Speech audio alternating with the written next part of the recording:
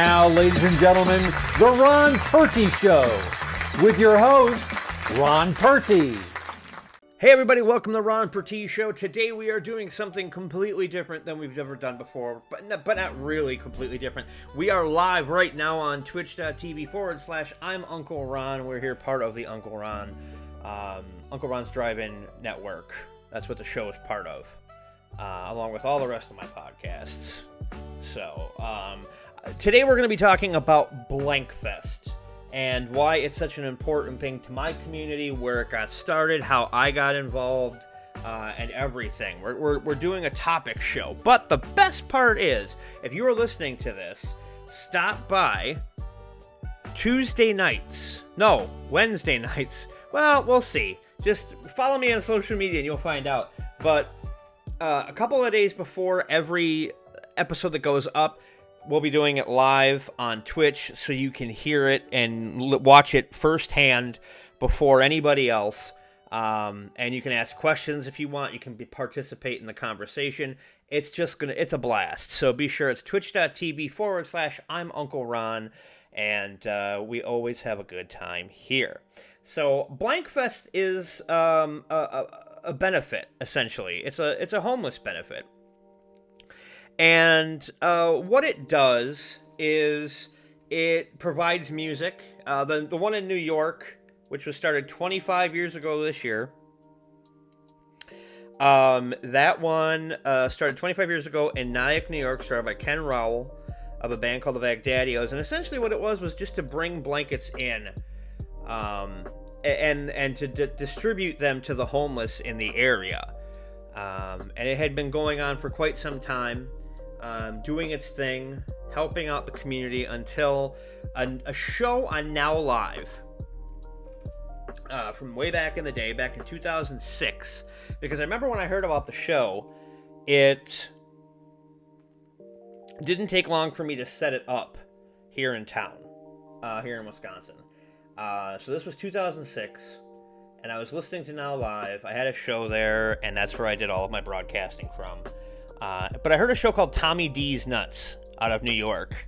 And a friend of mine named John, who played the first BLANKFEST in New York and in Wisconsin, more on that later, was a part of that show, even though he lived in Wisconsin now. So I would listen, and then I found out about BLANKFEST, and I decided that Wisconsin needs that because we have a homeless problem in my town of Wisconsin. And so I reached out to Ken. We discussed what needed to happen. And then I reached out to JJ McCullough, the owner of McCullough's Pub. And within like 2 months, I think we booked the first BLANKFEST here in Wisconsin back in December of 2006. And it has been going for 16 years now. Even COVID couldn't stop it, because last year we just did it digitally. We did it virtually, and we had Tim Midyat from Mint Mile. We had William Elliott Whitmore. We had Conan Neutron from Conan Neutron and the Secret Friends. We had all sorts of people that were part of the event last year, and we raised like $3,000, maybe $3,500 for the local area shelters. And this year was no different. We had to do it this year too.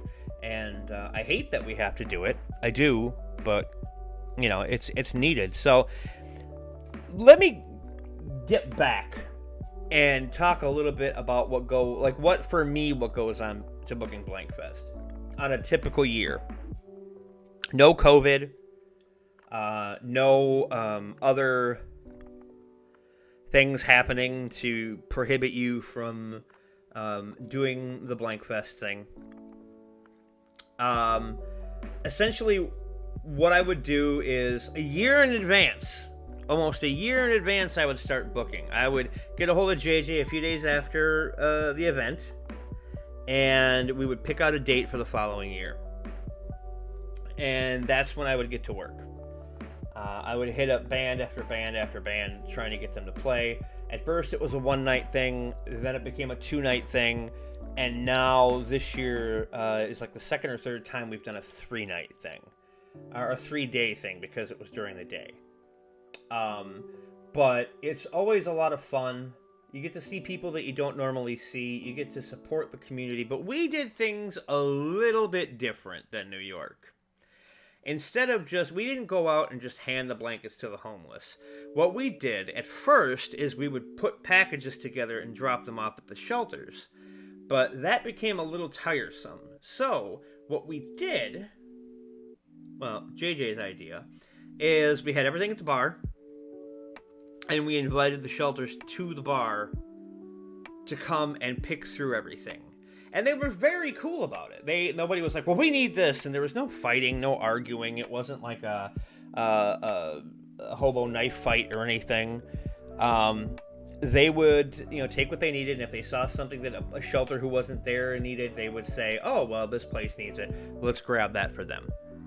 And that cut through so much stuff.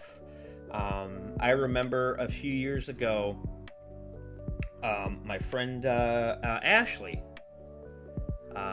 who I'm in a group that plays Destiny 2 with, she gave us a bunch of toys from GameStop that they were just going to get rid of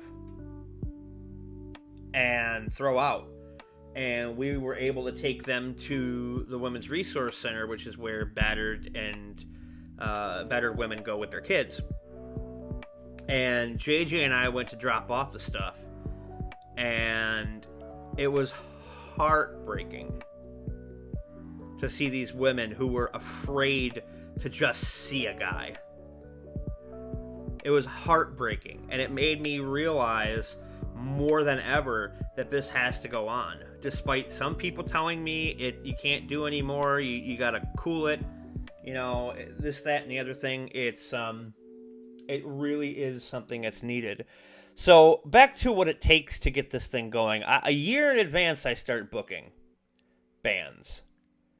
And then about a month and a half, 2 months before the event, that's when I begin to start the promotion machine. I reach out to the local newspaper. I reach out to any kind of publication I can in the area.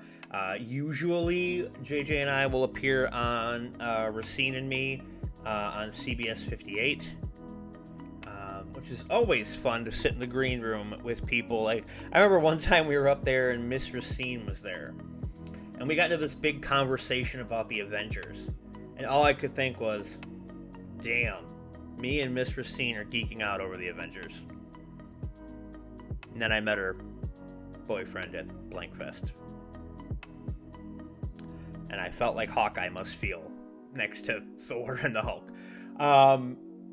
But it's always fun going up to do CBS 58. I remember I would ask them for posters, and they would give me the poster. Like, I got a Supergirl poster for somebody. If they had more Colbert posters, there was a picture on my Instagram of me with the Colbert poster, but they didn't have any more, and I wanted one really bad. I could probably get one now if we could ever make it up there, but it's really cool to go behind the scenes of a TV station like that, and you get to see the bullpen. And it really does kind of look like something out of Sports Night, if you've ever seen Sports Night. And if you haven't, I really like it. There's a lot of people who don't, but I'm a big Aaron Sorkin fan, so what are you going to do? So a month and a half rather, not a year and a half, that'd be really weird. We start to do the promotion machine, and that's when we get people saying, well, we had one organization that I'm not going to name say that they wanted to donate, but because we're not a 5013C, or whatever you want to call it, they couldn't, which makes me question things, but we're able to fill the shelters up completely. Like 100% completely. And in 2019, we were able to make sure that the Hope Center had everything they needed for 2020. And at one point we decided to do a summer edition of BLANKFEST. And I think it was May or June. No, it might have been even later. But we did that. We had a couple of bands, and it was packed, and we brought in a lot of stuff. And BLANKFEST has now become a staple here in the Racine area. And I don't see how things really worked before that, you know. I wish we didn't have to do it, and we say that a lot. We wish we didn't have to do it, but we do it anyway, you know. And a lot of people say that they feel that we're doing this great service for the community, but we're not getting rid of homelessness. You know, we're putting a bandage on a gaping wound, and that's great and all, but I wish there's more that we could do. You know, for a while, every year we would have Thunder Driver from Zion, Illinois play. They're a favorite of mine, and they mix wrestling in with their music, which is always fun. Like, they have a song about Stan the Lariat Hansen, or Invader, who killed Brody. And there have been some just amazing performances at BLANKFEST. In the coming weeks, we're going to be showing some and playing some of the performances. Like Di Cruisen's, the singer Danny, his band Deadfinger did this amazing cover of David Bowie that I really want everyone to hear. It's just so good, and their performance was great. It was just an acoustic guitar, vocals, and drums. That's all it was. You know, we've had some ridiculous times at BLANKFEST. You know, and it's always been it's heartbreaking that we have to do it, but it's fun to do at the same time. And I'm not in a place where I can sit there and donate money or donate goods, you know? So this is how I help. This is how I give back. And we're different from New York. We don't just take blankets. You know, in New York's like you can't get in without a blanket. Here, we'll take toiletries, we'll take coffee, bottled water, socks, sleeping bags, winter coats. We're big on the throw blankets that you can get for like $5 at Menards. Because a lot of that, it just helps everything out. Like the Hope Center, people can go in there if they're cold and they can get a cup of coffee. It's not exactly a shelter, but it's something that you can, go get a meal, go get a hot cup of coffee, and away from the elements and just be around people.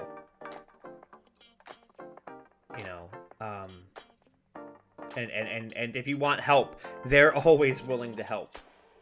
But, not everybody who's homeless is a drug addict or somebody who is, just like a bum. There are a lot of people who are just down on their luck, and life has punched them square in the nuts. So it just shows the size of the heart in the people here in town who are willing to help people and who continue to help people. And believe it or not, during the polar vortex, and if you don't know what the polar vortex is, it was, I think 50 below with the wind chill, 60 below with the wind chill. Of course, my dumb ass went out to start my Jeep that was parked in the driveway in shorts, and it started right up at the time, before the Jeep decided to, Also, I'm going to take a sip of my Gatorade Zero. When I ordered this Gatorade Zero, I thought it was bigger. But this is for the wee babies. So, thanks. But, it's one of those events. And we did it streaming this year as well. We didn't just do it live. I think a lot of the issue was this year people didn't want to provide their vaccination card. But we're trying to keep people safe. And we're going to continue to try and keep people safe and help the community at the same time while we have to. There was nothing political about it. It was all a matter of trying to keep people safe. That's it. That's all there is to it. So, but that was That's what we did this year, and we had Scarlet Curve and Echo Point and Bascom Hill and Deadfinger and Terminus Victor, and we had No Heroes, who I didn't realize until I watched the video, or the live stream yesterday. I watched the video, and I'm like, oh, look, the drummer of No Heroes looks very familiar. And then I realized it was the last drummer for Her Innocent Eyes, my old band. So that was kind of cool. Like, oh, I haven't seen him in forever. But it's a very weird event in a good way. Because you never know who you're going to see. You never know what's going to happen. You know. But this town needs our help. So we help. We do what we can. And that's all there is to it. We're going to be getting to... if you guys have any questions, go ahead and shoot them in the chat. We're going to be getting to them in just a second. I just want to real quick mention that you can watch this on youtube.com/I'm Uncle Ron. Listen to it on all podcast platforms. I'm waiting for Spotify to okay the use of video for the Ron Purtee Show. And once that happens, the video will be available on Spotify as well. And don't forget you can support the program at patreon.com/I'm Uncle Ron. $1 a month will get you access to what's going on and early episodes. $5 a month will get you Patreon-only episodes, which will be starting up here in the new year. So that's something, right? That's something fun. And don't forget everything. The hub for everything is UncleRonsDriveIn.com.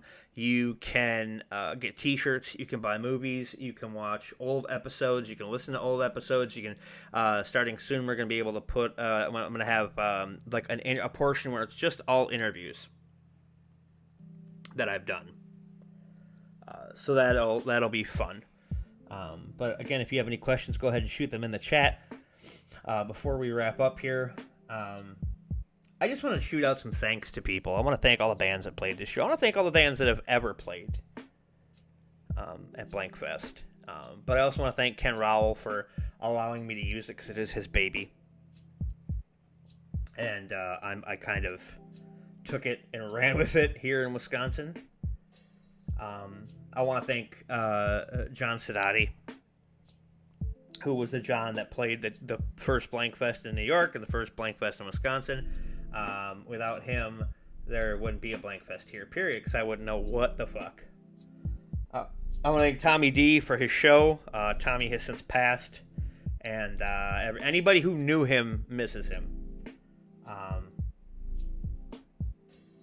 He was a great guy. He used to call me King Ron, and I never once told him he was wrong. Never once. I also want to thank a big, huge thanks to JJ McCullough for, ever since 2006, allowing me the use of the pub over on Meacham Road in Racine. 3700 Meacham Road, Racine, Wisconsin, 53403. It is the world-famous McCullough's Pub. There have been some big acts there. And I hope that it continues forever. But it's a great venue. I really enjoy going there, not just to partake, but I've played there, I've performed there when I did stand-up. But yeah, so there is one thing I wanted to talk about. I don't remember the name of the band, and I'm not going to try and remember the name of the band because I'm not going to shame them. That's not my bag.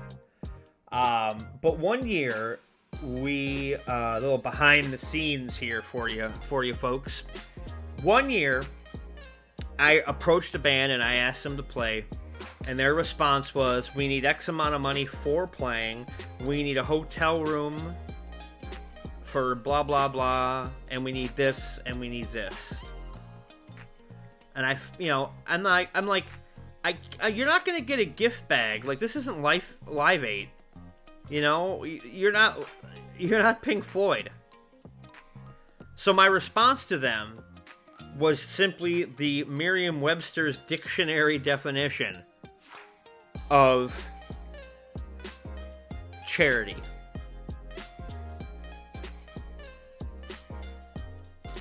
You know, it's one thing if you have to come from some faraway place.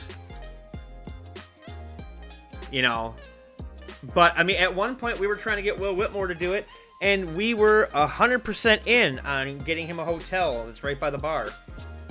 You know, and getting him accommodations and everything. We were all set. You know, but it wasn't in the cards. But we got him virtually, so that was amazing. It was a lot of. There's a lot of heartache in BLANKFEST because you see how people are. You know, I even had someone say, "Have you ever even been to a shelter?" Like, yeah, I've been to a shelter. And I saw little kids having to live in these conditions. And the shelters aren't bad. It's just, it's like almost like living in a school. You know, no one wants to live in a school. You know, and I always talk about what I would do if I had billions of dollars.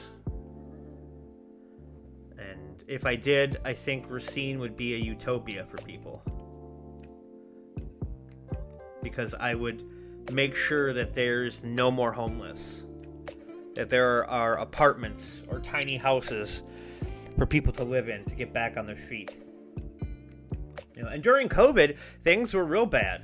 You know, because they couldn't take people into the shelter who weren't already there because of social distancing. So a lot of their budget went to putting people up in hotels. So we ended up that helped out doing BLANKFEST that way. You know, that was a good thing in a weird way. But we raised a lot of money. I couldn't be at BLANKFEST this year because of medical problems. I'm not sick that way.